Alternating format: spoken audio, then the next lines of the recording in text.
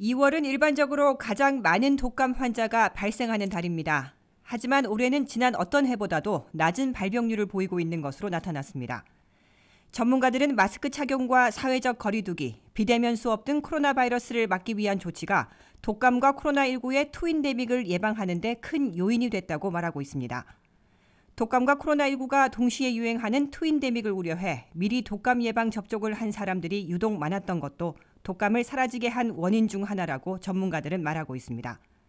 질병통제예방센터 CDC의 리네트 브레머 연구원에 따르면 미 전역에서 지난 25년간 독감 발병률을 추적한 결과 올해가 가장 낮은 수치를 보인다고 밝혔습니다.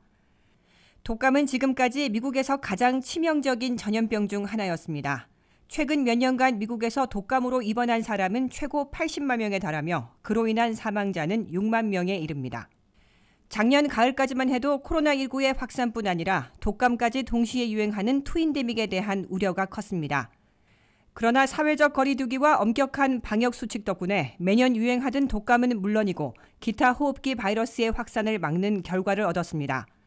다만 전문가들은 이번처럼 이례적으로 독감 환자가 감소할 경우 다음 독감 시즌에 더 치명적인 문제가 생길 수 있다고 경고했습니다.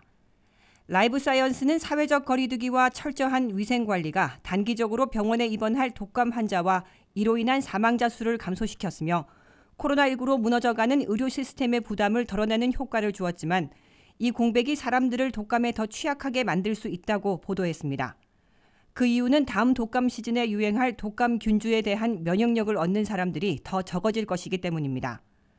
워싱턴 DC에 있는 조지타운 대학의 질병생태학자인 슈에타 벤잘은 인구가 점점 불안정해지고 있다고 밝혔습니다.